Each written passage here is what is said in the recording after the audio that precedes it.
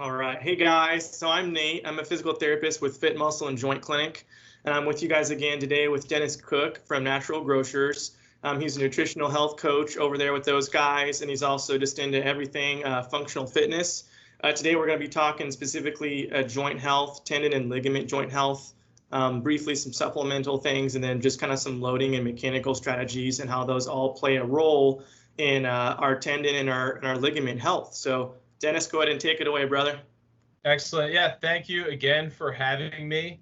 Last time went really well. So for the viewers, we should know that we've been put to the challenge of keeping today to 15 minutes. So we're going to try and get right to the point, which is probably harder for me than you. But yeah, I'm happy to be here talking about nutrition education and reach out to your community. And we've got some friends here in the chat, so definitely feel free to chime in with any questions. But like you said, talking about joint health today, structural integrity. So maybe you could kind of frame it and just talk about the importance of connective tissues, tendons, ligaments, what they are, and why we need them. Yeah. So our body has a lot of different connective tissue, as you guys already know. From skin, nails, tendons, ligaments, all those different things are in some way have connective tissue in them. And connective tissue is made up in large part of collagen fibers. There's different kinds of collagen fibers. We probably won't get a whole lot into all of that right now. But those are, tendon is muscle to bone connection. Ligament is bone to bone connection. There's not a whole lot of movement, not a whole lot of blood flow with most ligaments. They're supposed to be very rigid. They're for structure. They're for support. Tendon, there is actually some tensile elasticity property to tendons.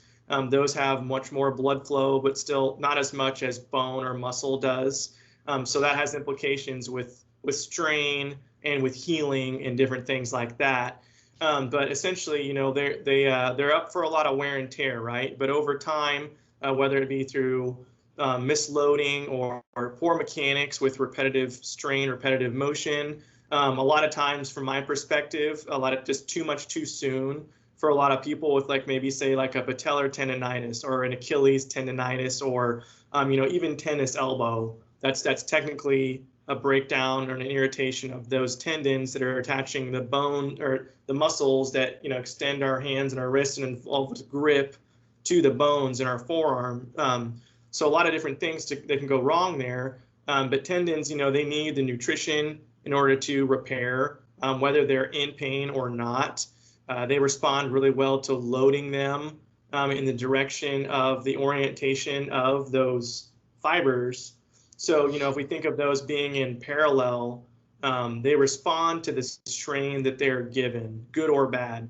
So you can overload them repetitively or all in one go, and that's how you get something like an ACL tear. That's a rupture of the ligament in your knee that's involved with stability there, bone to bone, or something to back like an Achilles tendonitis or a tennis elbow, lateral epicondylitis, something like that.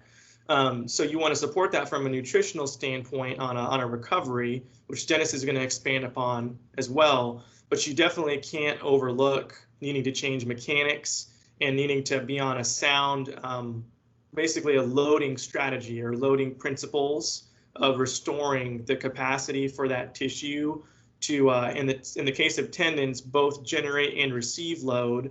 And in the case of ligaments, basically just receive load and withstand stress forces that our bodies put through it. And there's a lot of nuances and, obviously science and art involved with rehabbing those things and loading those things appropriately. But it's just good to keep in mind, there's definitely ways you can improperly load that tissue, and that can cause prolonged irritation and then further tissue breakdown. But some of the supplementation and ways to help support collagen synthesis and our body's processes to heal those structures can definitely be, it can be enhanced, it can be improved by proper nutrition, proper supplementation. Awesome. Yeah, and so I'll break out with 2 points, but real quick, just to clarify, so when you say loading strategies and proper mechanics, we're talking everything from, walking is loading and you want to move correctly, and that's what the tendons and ligaments provide structure to our body and allow us to do everything from walking to lifting to carrying to sitting down and getting back up. And then when you're saying loading strategy, essentially you're saying like strength training, right? And progressively being able to lift more weight. And when we're looking over the course of our lifetime, we obviously, we talk about functional training. We want to be able to continue to sit on the couch and get out of the couch, go up the stairs, pick up our kids and all that. And so we want to have healthy joints and a solid structure to continue that. And then you said it already a couple times, collagen, and looking into tendons and ligaments and these connective tissues, collagen really is like the hero of the story. And I told Suanna that I learned more about collagen today than I ever wanted to. And it's pretty amazing. So collagen is the most abundant protein in the body. It's about 30% of total protein content. And like you said, it makes up your skin, bones, tendons, ligaments, cartilage, and even blood vessels. And so, when we're talking about supplementing, just even and I'm always looking at a couple things when I'm thinking about nutrition. Really, I'm just looking at what's going to support the normal, healthy functioning of the body, right? What do we just need to just be where we're supposed to be, right? Not be deficient. So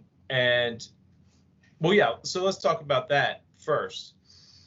So so the other point would be, how do we get it from food, right? Because it's easy to jump right into the supplements section, but I always want to know first, like, well, where can I find this in my actual diet, like the foods that I eat?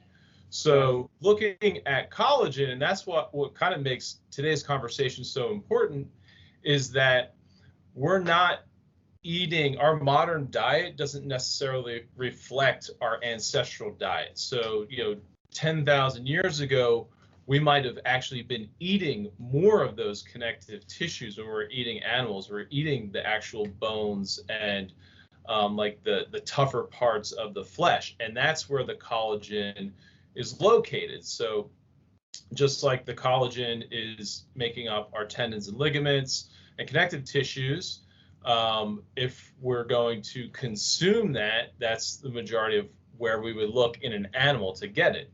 And maybe unless you're maybe eating like salmon's, like the skin of fish, which actually Nicolina, she's in the chat, I was saying last night, am I supposed to eat the skin of the fish? And apparently, yes, you get a lot of collagen from that. So point being is, we might eat like ground beef and different cuts of meat these days, but these are typically not the cuts that are really high in collagen content. And when we're talking about producing more collagen in our body, or sort of aiding our body's ability to produce collagen, actually consuming collagen is a great way to go about that. One of the best sources you can find in your diet or add into your diet would be bone broth. And so it's typically done in like soups these days, bone broth soups. There's also like bone broth powder supplements, but it's a very common product, but I don't think it's common in everybody's diet. So it's easily accessible, I should say that. If you know where to look in the store, it's pretty easy to find some bone broths, and I'll highlight some at the end.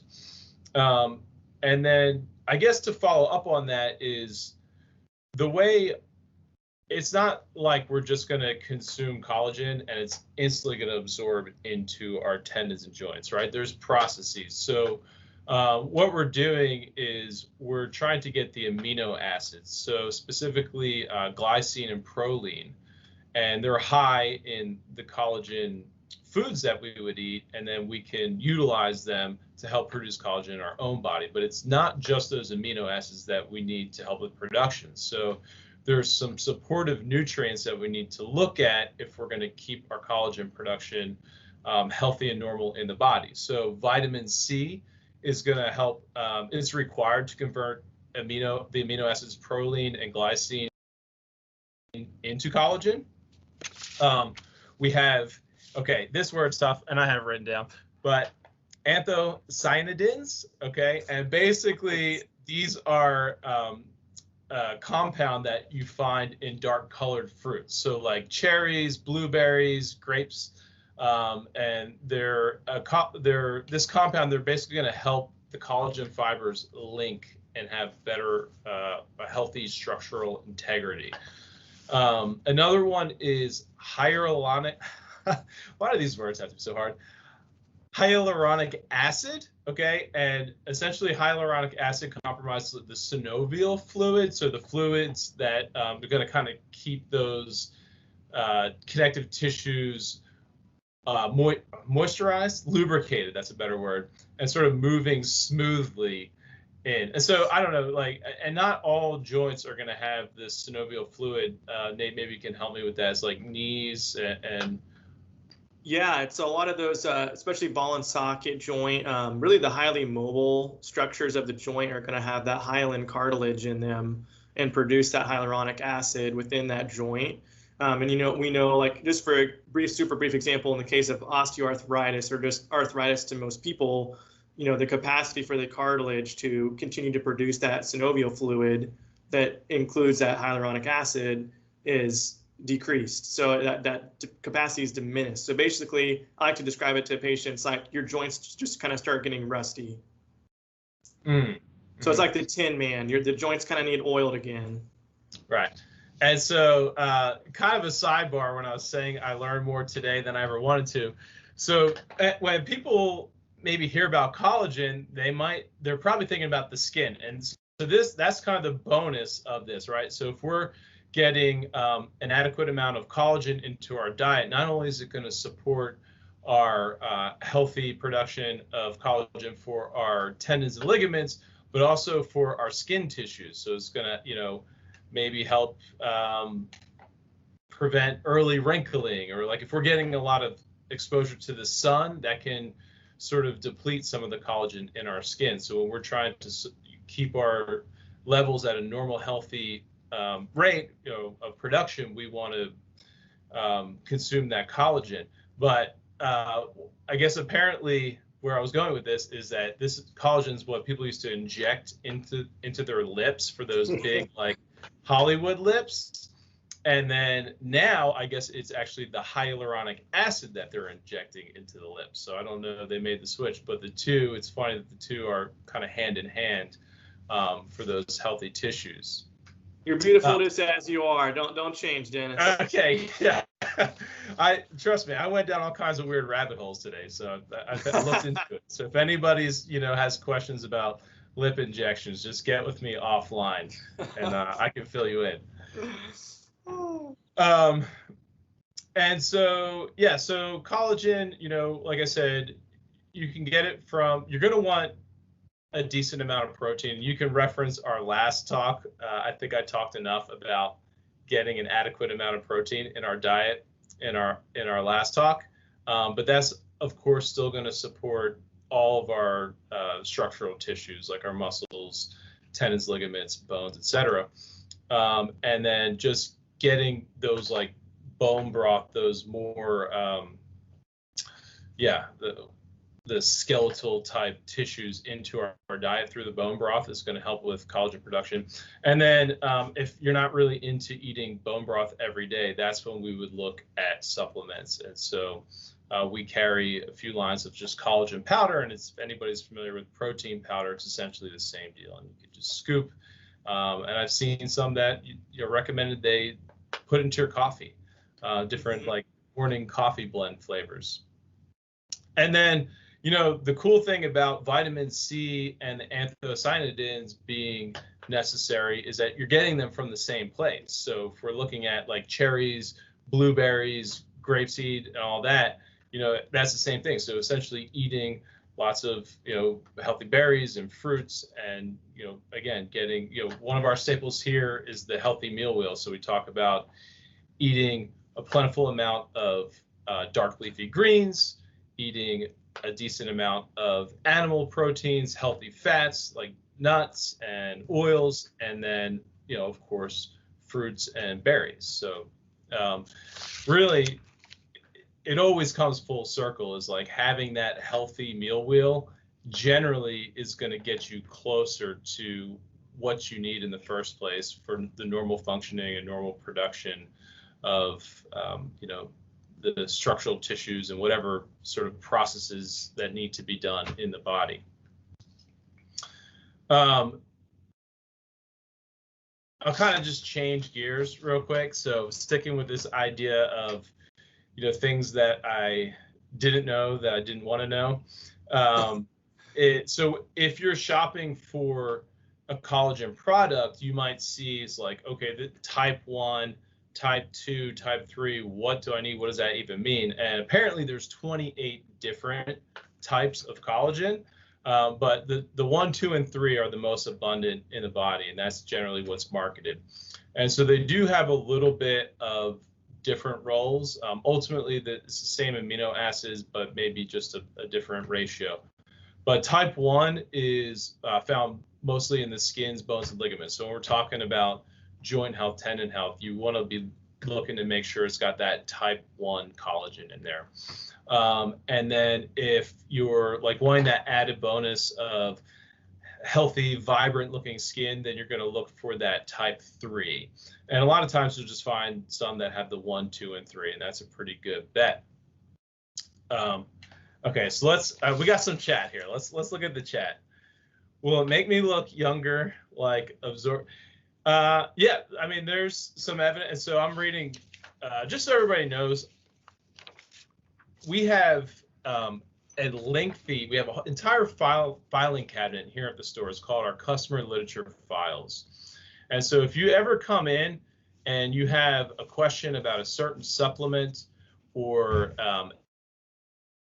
an ailment or whatever it might be related to nutrition, there's a really good chance that we have a file on that topic. And so obviously if you see me in there, I'm the nutritional health coach, pull me aside and ask me. But if not, that's free for the public to look in that filing cabinet and try and find out whatever information they're looking for. You can also check our website. But, reading right from our literature file here, we have two. There's one's called structural integrity, the other body mechanics. So the structural integrity does mention that taking the hydrolyzed collagen has been shown to be well absorbed and basically making the skin more, what's the word? Yeah, basically like thicker and more glowing. Glowing, yeah. Thank you, Nate. Thanks for the save. Yeah, so yes, it could potentially make you look younger, but no guarantees on that, so don't quote me on that. Okay, I have seen too, from the literature standpoint, it does seem to support the type 2 collagen, especially even the peptides from a joint health and connective tissue standpoint.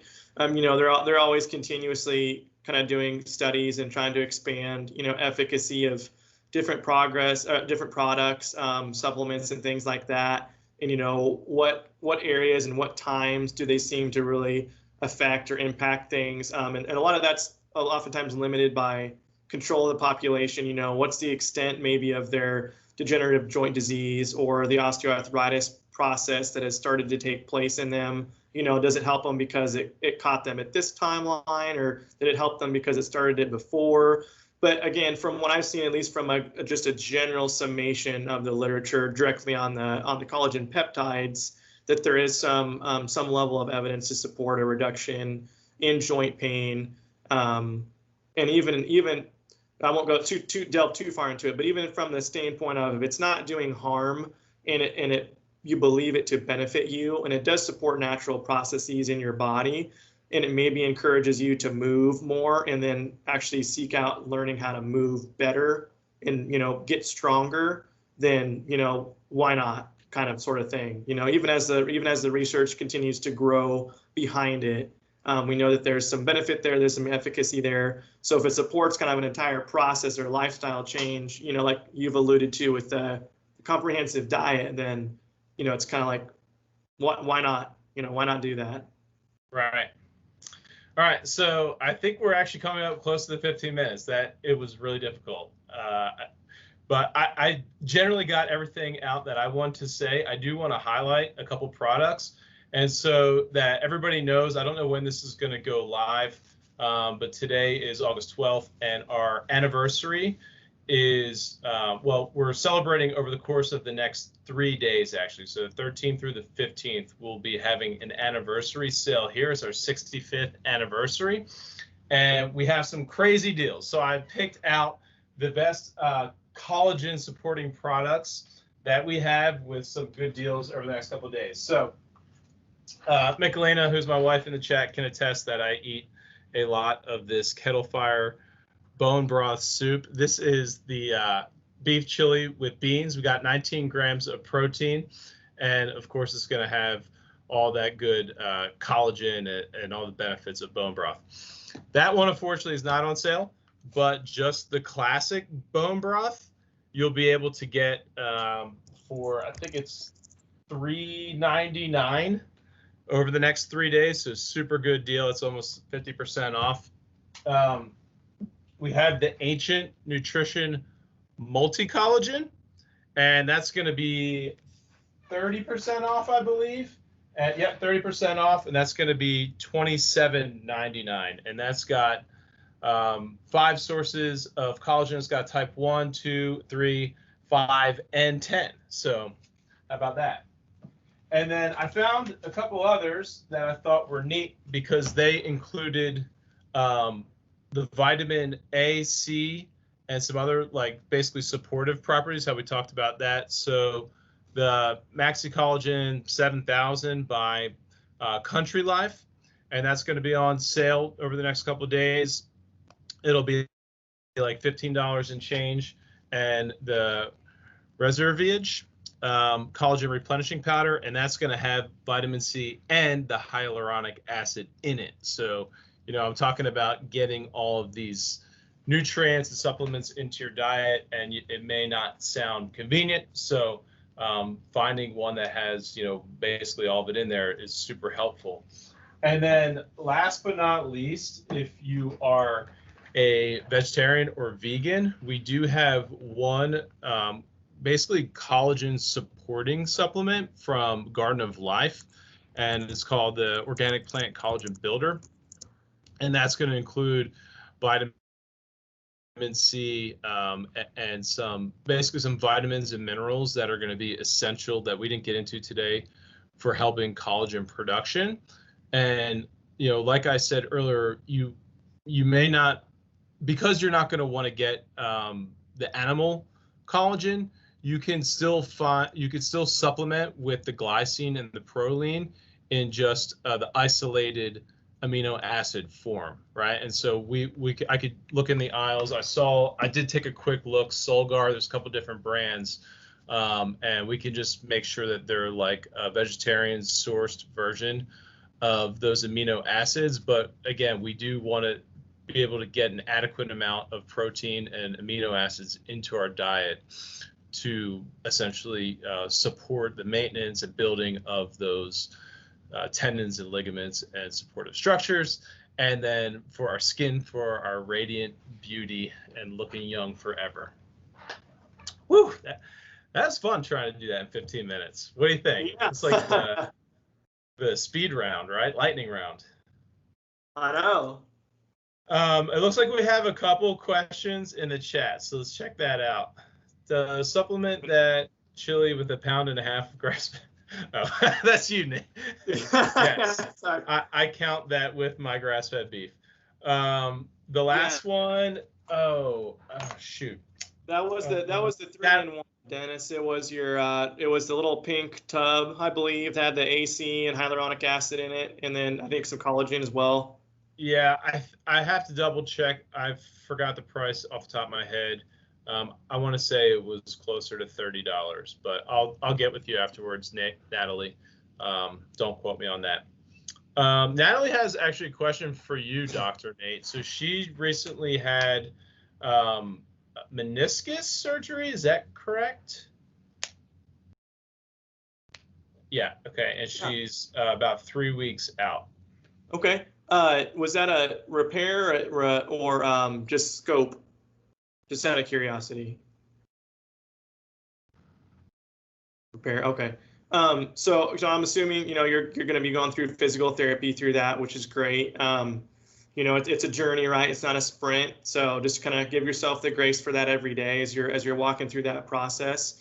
But yeah, this is a prime example right now of making sure you're taking in adequate total protein during your day to support tissue repair, muscle recovery. The meniscus was the thing that was repaired for you, but you don't want to forget about the importance of maintaining as much muscle strength and basically mass as you can, like in your quad and your thigh muscle and your calf and all those things that support around the joint. The more that you can preserve that muscle and not let it kind of atrophy and waste away while you're progressing through those rehab stages post-surgery, the better off you'll be long term. So that starts with getting adequate total protein to begin with. And I think that is one important distinction too that Dennis probably already said, maybe I just didn't pick up on it, but the collagen supplementation, bone broth, all those things, I would advocate for making sure that doesn't replace your protein intake because they're not complete amino acids. So these would be things that would be, you could work it toward your totals if it was like a chili bone broth, something like that. But I would advocate for that being in addition to just the daily baseline complete protein that you want to be getting in each day. And we spoke about that kind of in our last webinar that Dennis and I did as well. But definitely, yeah, thank you. Yeah. So like the bone broth, this is of all the bone broths of the Kettle Fire, this is the highest in protein, is 19 grams. And so if you listen to our last talk, that would be a lot of chili to try and get to your protein target. So yeah, so you definitely want to have some other sources when we're just talking about like hitting even 50% of your body weight in grams of protein. You would need some alternate sources of protein for sure. Yeah. So, to kind of go back to your original question, again, for at least from the current body of evidence behind this, there's a lot of people that in the studies that were done on this did seem to find some improvement in just the reduction of joint achiness or just general joint discomfort that they felt. And while your body is, laying down that connective tissue to repair, because they essentially sutured the pieces of your meniscus that were still viable back down to the bone so that they could repair and heal appropriately and kind of basically provide a smooth joint cushion surface still to your bone, to the end of your femur. So that's what they do with a meniscus repair. And so your body is repairing all that tissue, and it can, it will still continue to be repairing that even up to a year out from surgery, sometimes even longer, depending on what studies you look at. But it's, it's gradual weight bearing, it's gradual strength progression. So while you're doing all those things to get your motion back and then gradually return to weight bearing, you won't be able to bear weight through it without crutches until at least starting 6 weeks post-op typically, and you're probably locked into extension with the brace, I'm assuming. So, but your body's still repairing and supplementing those connective tissues and everything that they had to cut through and suture down. So again, yeah, making sure that your lysine intake, your proline intake and glycine intake and your vitamin C supplementation, taking those things will definitely aid in the process of your body, healing that tissue adequately and thoroughly after they went in, they did that repair process. So I would definitely not undermine or undervalue the benefit of having a supplement like this dosed appropriately in addition to the physical therapy, just an overall good diet to promote a healthy inflammatory response, adequate water intake, all those things for sure. Because in the long run, you're laying down those building blocks. Yeah, Dennis too. Those were a lot of the ones you had mentioned in the supplements too. Yeah, we'll type those down through there. Yeah, that lysine, the vitamin C, the proline. I think you mentioned glycine too, Dennis. Yeah, but those are heavily involved in connective tissue health and repair and laying down those collagen fibers. And so, while you're seemingly, sometimes it probably feels like right after a repair like that, you're kind of sitting around being a bum and there's not a whole lot to do, but your body is doing a ton for you right now. And it's a big deal. So supporting that as best as you can, through natural supplementation will help in that process. I do think, at least in my experience, I see patients who do value that, try to prioritize that side of recovery seem to have better outcomes long term. I can't say that I have 100% data to support that. That's more clinical experience. But it's been enough of a common thread. And again, it's kind of it does no harm sort of thing, and it has a pretty good chance to help. So to me personally, that's worth it. And I do encourage that in my patients as well. Okay, I'm typing those supplements to the chat. And just because I'm not sure, I don't think the chat will show up with the recording. So just to recap, I'll put it out there because people aren't going to go back and watch the last video, probably. Hopefully they do. But we talked about eating 1 gram of protein per pound of body weight as a target. 0.75 to 1 gram was the recommendation we gave. And looking at animal source proteins, and even better if they're like grass fed or naturally raised proteins. And then in addition to that, today we talked about collagen. And so you can get that in your diet from bone broth, or you can get it from a collagen powder supplement. We talked about vitamin C, which is a good idea to have as a part of, it's going to be in any multivitamin, but it's a good idea to have as a part of any sort of healthy supplementation regimen.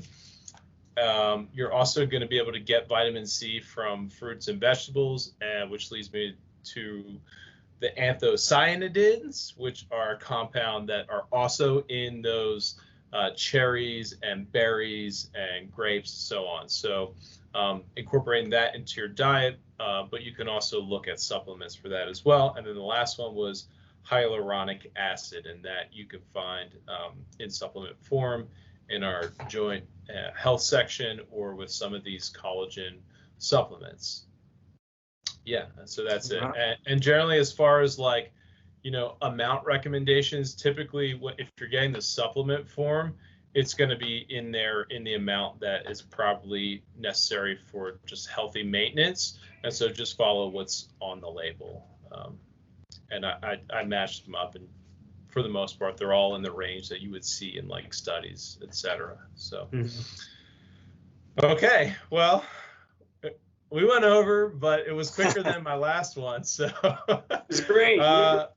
Sorry for the viewers if it seemed rushed. We're still kind of, at least I am still kind of practicing on how much I can actually get out there in 15 minutes. There's just so much that we want to share and talk about. And that's, again, as a reminder, is like, I know Nate, obviously as a doctor, he's a healer, and that's his mission in life. And here with Natural Grocers, like our biggest core value is getting this nutrition education out to the community. So forgive me if I'm overzealous and I'm maybe trying to put too much out there, but I hope you took something away from today. And if you haven't tried bone broth, then now's definitely the time to start. So cool. Anything else? I don't think so. Yeah, I appreciate everyone watching with the questions, and you can always reach out to me or Dennis if you guys do have questions. We include the contact information in the comments, I believe, is what we've done before, Dennis. Yes. So yeah, happy to help with anything, therapy, recovery, moving well related, Dennis too on that aspect even as well. It's a whole nother part of your life, but yeah, nutritional side of things. So yeah, I appreciate your time, Dennis. I love doing these with you. Yeah, thanks. Thank you so much. And I hope we can do it again soon. Yes. All right, Nate. Thank you. Take care. You too.